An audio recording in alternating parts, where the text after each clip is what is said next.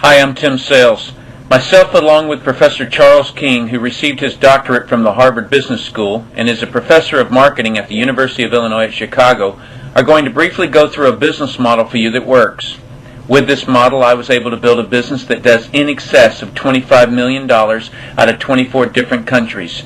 Now, that's not that rare, but I did it with no employees, no accounts receivable, no accounts payable, and no inventory. Someone recently said to me, "That sounds too good to be true." My response back to him was, "Is that a good enough reason to stop looking?" With all of the false promised advertisements today, like earn $10,000 a week, we hope you'll be able to recognize a professional business model when you see one. While you're reviewing this information, please keep in mind the business knowledge that this information is actually coming from. Professor King is not only the professor of marketing at the university, but he also has a very large consulting practice and has consulted some of the largest corporations in the world. Companies like Blue Cross Blue Shields Association of America, General Electric Corporation, General Motors, National Association of Realtors, Purdue University, Sears Roebuck and Company, Texas Instrument, U.S. Department of Energy, Westinghouse Electric Corporation, and over 100 other large to medium-sized corporations. We highly urge you to sit back for the next 20 minutes and really comprehend this information. Upon completion, you'll be able to interact with your computer and our business model to get the most from it. Tim and I felt it important to begin the explanation with 4 principles of business that are essential to any successful marketing strategy. The first of the 4 principles is to have a huge, expanding market. If you were the best vinyl record producer in the world, would it matter today? No. It doesn't matter how good you are in an eroding industry. Every year you would have to work harder to make the same amount of money. So the first principle is to focus on product or service categories that are huge and expanding. The second principle is to have unique and consumable products. I'll cover unique first. If you don't have a unique product, then you compete on price and convenience. Who has the best price? Who's closest to the customer? Yet if you have uniqueness, then people must come to you to get the product. If you don't have uniqueness, you must have a retention strategy to retain your customers. Next is consumable. If you have a non-consumable product, you're unemployed until your next sale. Success in business requires repeat sales of consumable products. Whether that's every time someone picks up the telephone, connects to the internet, renews a membership, turns on electricity, or gets to the bottom of a box or a bottle. You want those repeating commissions because they can pay multiple times for an initial effort. And the third principle is timing. Primarily here I'm talking about trends in timing. During all cycles of the economy, there are people who are making money because of the trends and people who are losing money because of the trends. The money makers are the ones in front of large trends. The money losers are the ones who disregard trends. How do you get in front of large trends? Well, you study what creates them. Currently, the baby boom generation creates the largest trends in the world. The baby boomers are defined as a group of babies born immediately following World War II. So between 1946 and 1964, that's 18 years, there were 76 million babies born in the United States, 1 billion worldwide. They control 65% of all the money. I've likened the magnitude of all those babies being born to a basketball moving through a garden hose. See, if you can predict where this basketball is going through the garden hose, you possess the ability to make fortunes. Let's say it another way. If you can predict what 1 billion people are going to want to buy, you can make a fortune. I want to give you some historical examples of the obvious buying patterns of these boomers. To start off with, what do 1 billion babies need and want? What business would you want to be in? How about baby food? Well, Gerber sold almost 2 billion jars of baby food by the year 1955. What do 1 billion babies need and want next? How about shoes and toys? Well, Buster Brown, Kenny Shoes, Mattel, and Hasbro got rich providing shoes and toys to this young group. I could continue with this, but I think you get the picture. Let's jump way ahead to when the boomers are in their mid-20s to early 30s. If you had 1 billion people in that age group, what business would you want to be in? That was in the mid-70s to early 80s. Well, that was the biggest real estate boom of all time. Why? Because 1 billion people needed a home of their own. Now that you're very clear on how profitable these boomers can be, let me also share with you how damaging these boomers can be. What happened in the late 80s to the real estate boom? Fell through the floor, didn't it? Why? Because the home developers didn't realize that the number of new home buyers were drying up. They just kept building houses. When you have a surplus, demand goes down. And that's what happened in the late 80s. The difference between being at the front of the basketball versus being at the back of the basketball is that when you're at the front of the basketball, you can be an average person and make very good money. But if you're marketing to the back of the basketball, you better be very good at what you do, because only the strong and very talented survive. What's our point? No matter what business you're in, your business really should be looking at what industries are expanding and which industries are about to expand. We recommend that you not have a loyalty to something just because you were educated in it or because you've been doing it for a long period of time. So let's bring the basketball to present time, the mid-2000s. You've got 1 billion people between the age of 41 and 59. Let me put it another way. Every 8 seconds for the next 18 years, someone turns 60 years old. What business do you want to be in? Don't go after the 41-year-olds. That's the back of the basketball. Go after the 59-year-olds. That way you've got a full 18 years of new people needing your product. Let's look at some of the obvious current and future trends. Health and looking younger are going to be tremendous trends.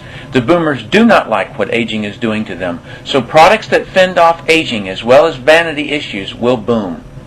Businesses that focus on retirement issues will do very well. The crux of it will start with the boomers having enough money to retire. Legal matters such as wills and estate planning will become a very large trend. This trend will climb extremely fast because of the way boomers procrastinate. When the boomers start seeing their wealth fall into the hands of the state instead of where they want it to go, it'll kick this trend into the forefront if it hasn't already. Efficiencies will also grow. The television was too far away from the couch for the boomers, so they invented the remote control device. Today, they have their entire library of books and music in their cell phones. The boomers have always been enamored with technologies that make life easier. These technologies will actually create entire industries. The computer created the need for the antivirus software, and the internet has created a need for identity theft protection and firewalls. As a side note, the baby boomers are not the only trendsetters. They are just the largest and have most of the money. As the world becomes one, the international market will play a big role, as well as the group born just after the baby boomers that are known as Generation X. But remember, the boomers control 65% of all the money. So when a bright Gen X person creates a great new product or service, they must make it simple enough that a baby boomer can understand it. Otherwise, that product will not reach mass acceptance. All right, let's move forward. The fourth principle of business is employ others so you get more done. There's really 3 main money-earning situations out there today. Number 1, work for someone else, meaning someone employs you to do a job for them. Number 2, be a professional, doctor, attorney, accountant, engineer of some kind.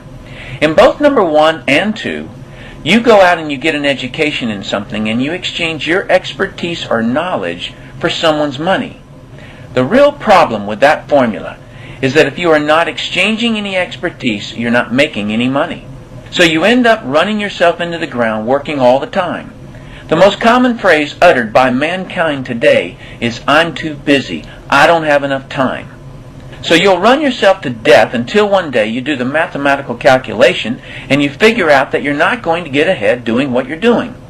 Normally, people either hide behind the TV and pretend the problem will go away, or they start getting educated on what actually creates wealth. And the third and final money-earning situation is to own your own business. But the largest challenge with owning your own business is that sooner or later you're going to run out of time or talent. When you try to do it all yourself, you can't. You absolutely must employ others so you can get more done.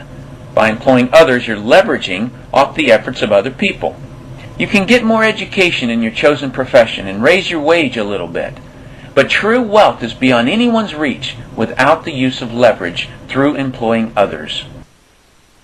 Let me simplify this. Wealth is created by either people at work or money at work. For example, $5 million earning 10% interest yields approximately $500,000 a year, or about $40,000 per month in residual income. You're leveraging off of your money. Your money is working for you. That's having money at work, which is the goal. But how does one get the money to put to work? By having people at work. Suppose you own a company and you employ just one person, me. I work for 8 hours on Monday, and you work for the same 8 hours on that Monday that I do.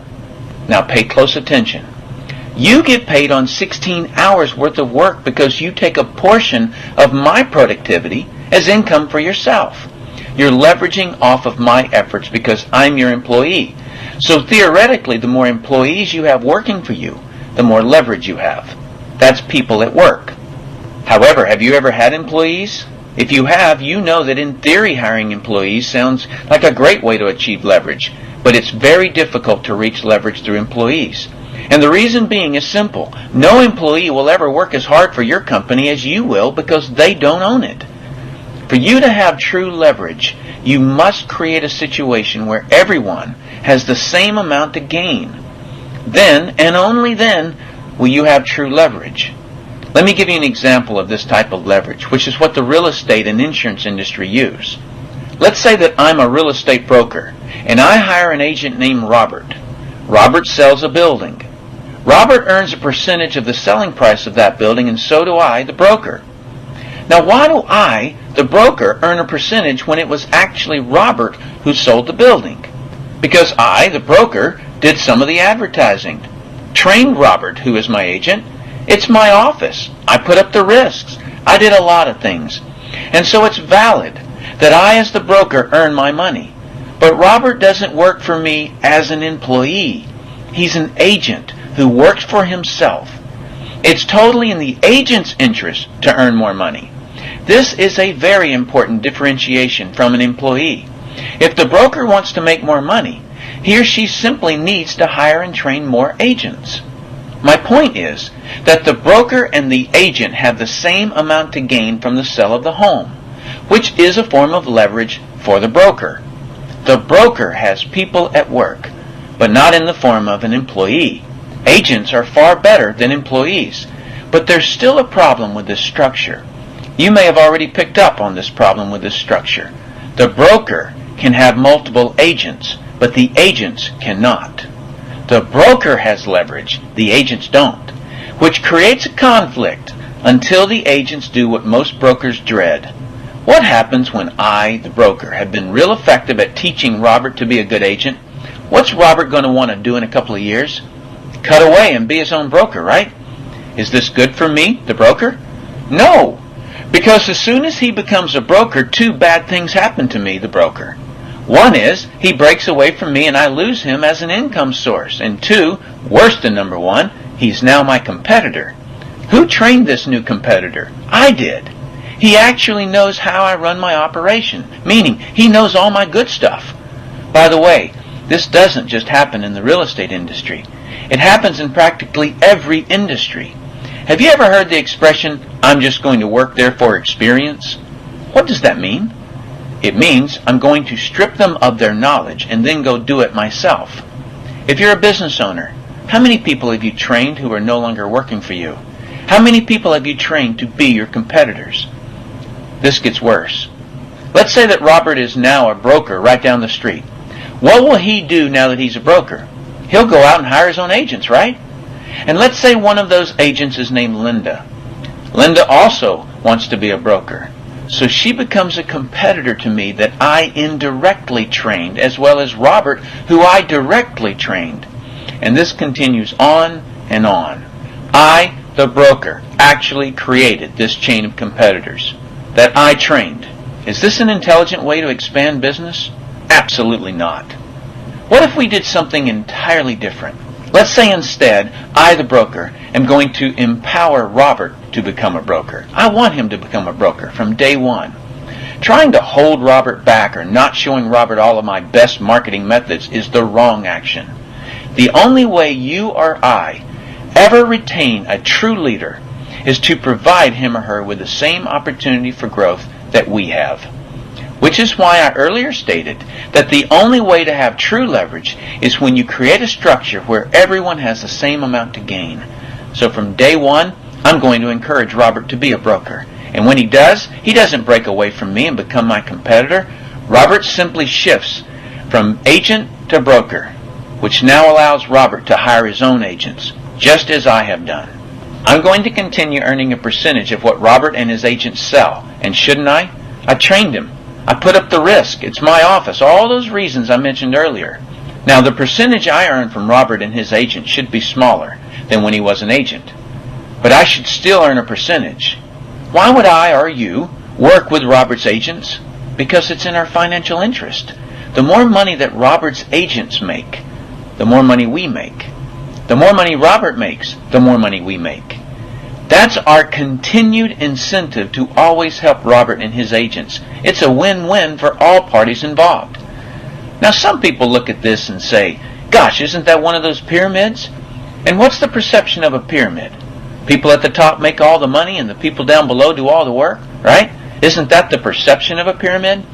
Professor King, explain why this is not a pyramid and why people at the top don't necessarily make all the money.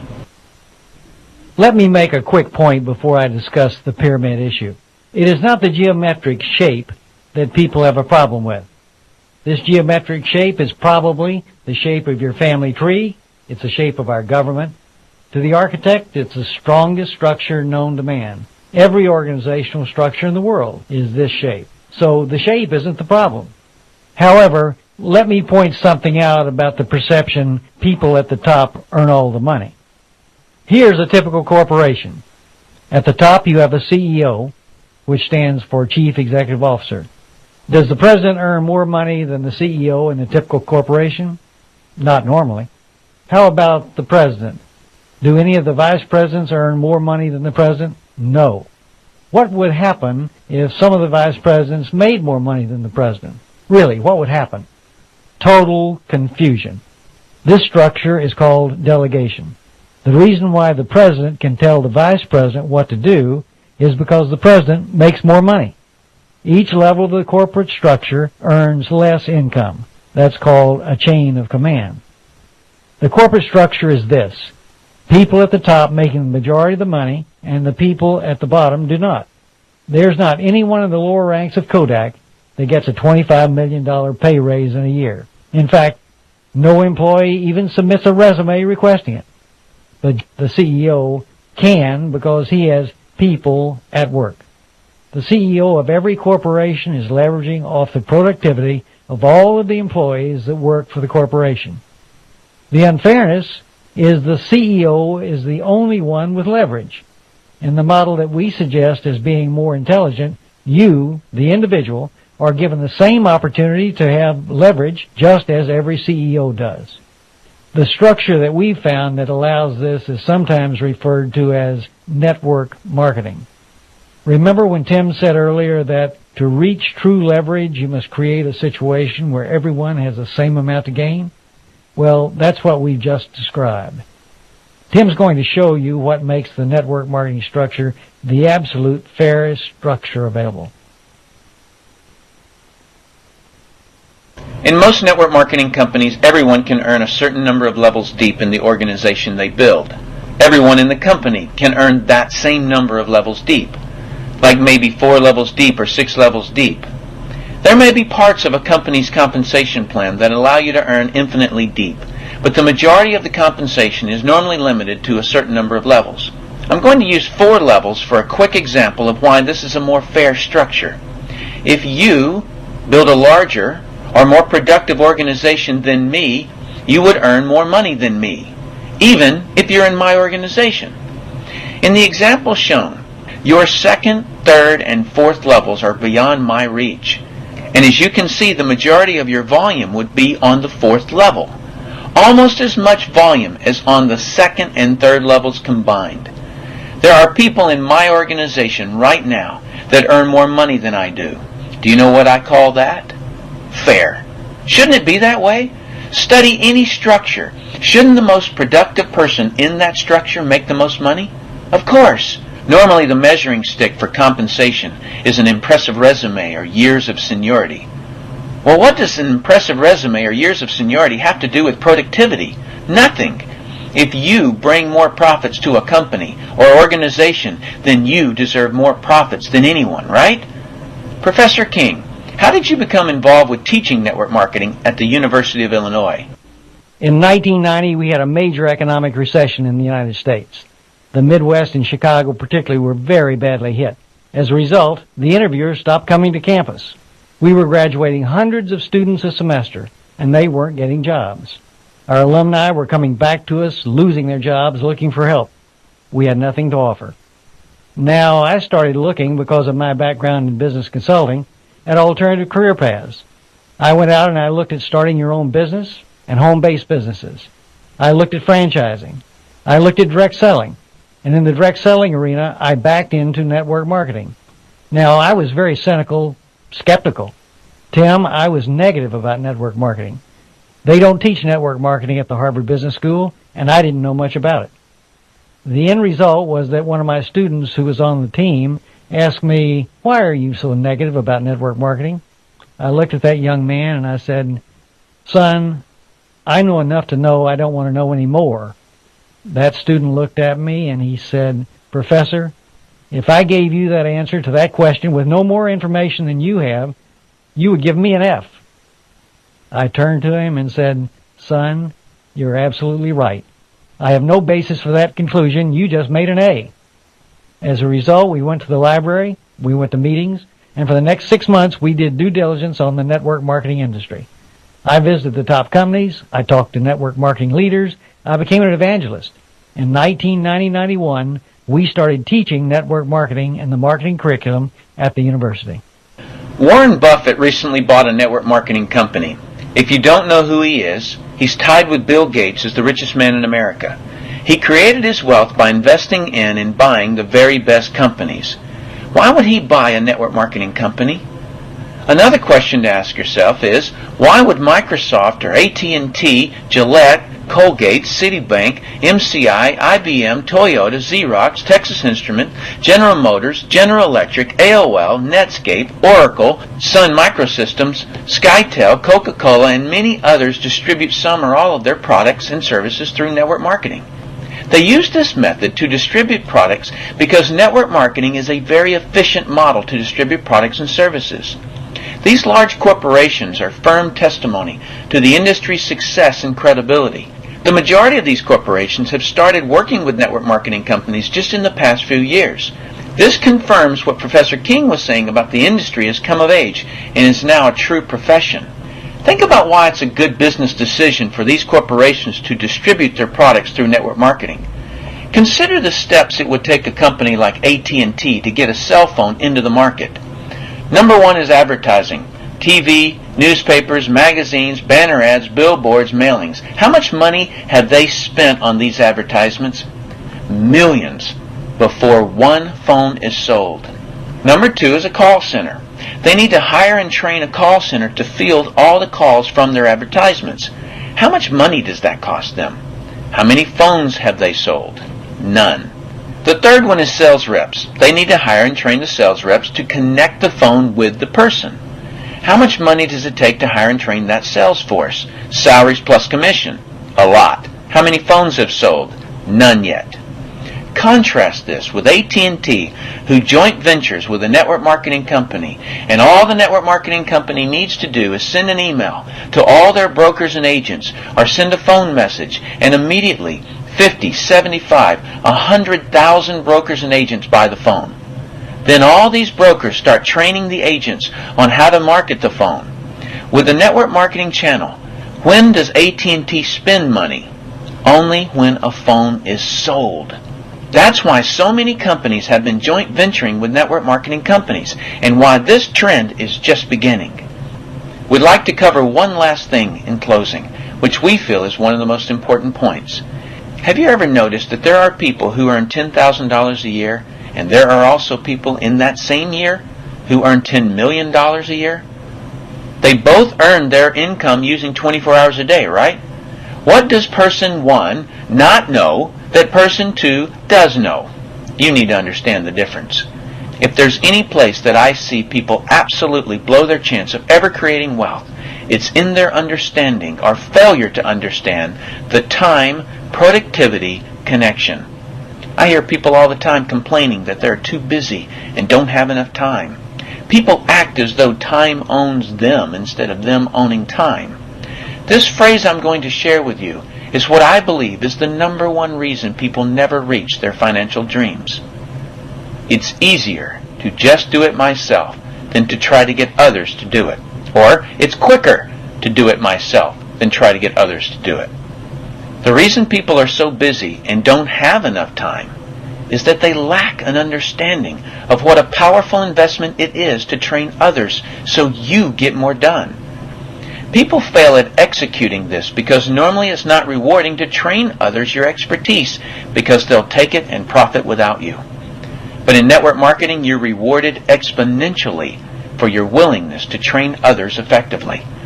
When you fully understand the power of educating and empowering others so that you can get more done, you're truly on your way to wealth. Please memorize this quote. Wealth is hidden from those who must do it all themselves. Wealth exposes itself to those patient enough to train others. Suppose you have a 4-year-old son. His shoestrings are untied. You've got a choice. You can tie the shoes for him. It'll be done quicker. Or you can teach him how. Yes, he'll ignore you. Have him hold one of the strings while you tie around it. Keep doing that for 2 to 3 weeks, and he'll be trying to get the other string out of your hand. When he finally does it himself, his knot won't hold. Keep teaching. Soon, you will have built a little guy with pride, and you've leveraged yourself so that you can get more done.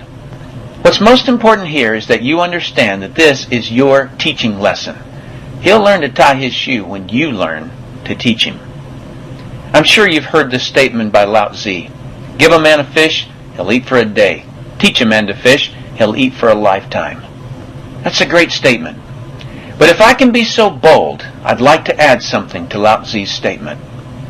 Teach a man to teach his children to fish, he'll end world hunger. See, that is the missing element in our society today. We have teachers so that we learn, but we don't learn so we can teach others. Network marketing is the most ethical business I've ever seen. It actually builds people when done correctly. My point in all of this is you've leveraged yourself. Shoestrings are still getting tied, but not by you. That's because you invested your time by training others versus expending your time by doing things the quicker way or the easier way. That's what the wealthy know and implement. Now, with that understanding, you can see why we refer to network marketing as brilliant compensation. In network marketing, what you teach and train others to do is to duplicate what you do, which is to find and train others. This is actually multiplying you, not just duplicating you. When you do network marketing right, there's nothing like it. Let me show you why. Let's suppose you're a workaholic. What's the maximum number of hours you could work in a day? 24 hours, right? What if you didn't sleep for a whole year? If you were to work a whole year without any sleep, it would equal 8,760 hours. But that's the maximum number of hours you could work in a year. Don't you agree? I have about 56,000 brokers and agents in my organization worldwide. Let's suppose that all 56,000 people work just 1 hour out of a year. 56,000 people times 1 hour each equals 56,000 hours of work that I'm being paid on. Well, for most people to earn on 56,000 hours of work, they would have to work for over 6 years, 24 hours a day without sleep, to accomplish what I could accomplish working 1 single hour in a whole year.